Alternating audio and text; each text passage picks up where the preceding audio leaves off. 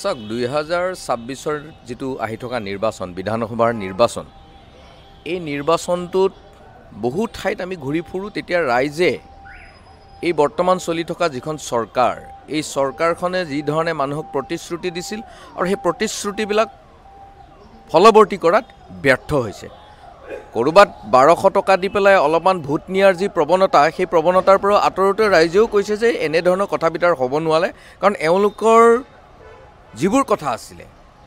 যোৱা দিনবিলাকত সেই দিনবিলাকত কথাৰ পৰা অলপ বাহিৰলৈ গৈছে গতিকে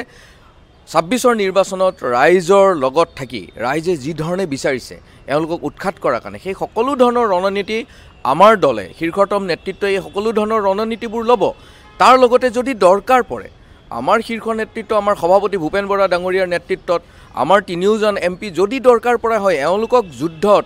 এওঁলোকক পৰাজিত কৰিবৰ কাৰণে আৰু ৰাইজক সকাহ দিয়াৰ স্বাৰ্থত আমাৰ সকলো নেতা আমি এই ৰণত জপিয়াই পৰিম আৰু 26টো এটা বেলেগ ধৰণে আমি সকলোৱে ৰাইজৰ কাৰণে যি শোষণেৰে শাসন যন্ত্ৰ মেলি দিছে এই শোষণৰ শাসন অন্ত পেলোৱাৰ কাৰণে আমি 26ত সকলো নেতা কৰ্মী সৈনিক সকলো মন প্ৰাণ লগাই পেলাই ৰাইজৰ হৈ পেলাই যুদ্ধ দিম গতিকে ইয়াত সকলো শীৰ্ষ নেতৃত্ব যদি দৰকাৰ পৰে তেওঁলোকক উৎখাত কৰিবৰ কাৰণে আমাৰ শীৰ্ষ নেতৃত্ব নামি পৰিব লাগে এই যুঁজত গৌৰৱ গগৈ প্ৰদ্যুৎ বৰদলৈ ৰকিবুল হুছেইনৰ পৰা আদি কৰি গোটেই হয়তো এই যুদ্ধত নামি পৰিব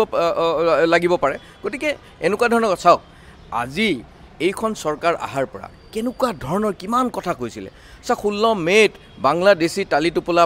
যাব বুলি কৈছিলে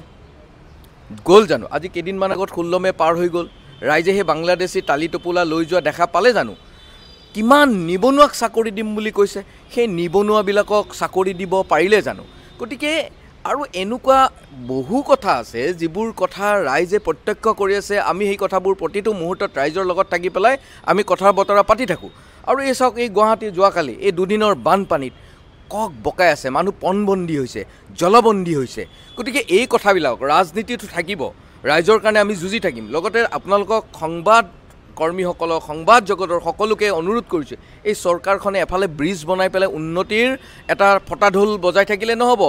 মানে সামগ্ৰী সঁচা অৰ্থত উন্নয়ন হৈছে নে নাই হোৱা মানুহে আজি পণবন্দী হৈছে জলবন্দী হৈ আছে আজি ক'ৰবাত যদি মানে হঠাৎ ইয়াতে কৃত্ৰিম বানপানী হয়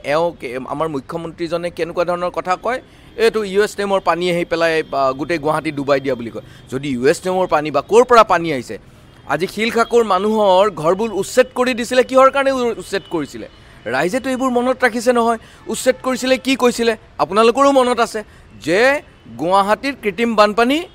বন্ধ কৰি দিব আজি গুৱাহাটীৰ কৃত্ৰিম বানপানী বন্ধ হ'ল জানো সেই আমাৰ জনগোষ্ঠীয় মানুহবিলাকক তাৰ পৰা বুলডোজাৰ চলাই ঘৰ ভাঙি পেলাই আমাৰ অসমীয়া মানুহৰ ওপৰত বুলডোজাৰ চলাইছিলে এই চৰকাৰখনে গতিকে আমি সকলো কংগ্ৰেছ দলৰ নেতা কৰ্মী সকলো মিলি এই চৰকাৰখনে যি ধৰণে ৰাইজক শোষণ কৰি আছে অপশাসন কৰি আছে তাৰ বিৰুদ্ধে সকলো নেতা কৰ্মী একগোট হৈ ৰাইজৰ লগত থাকি 26ত এওঁলোকক উৎখাত কৰাৰ যুদ্ধত আমি মনোনিৱেশ কৰিছোঁ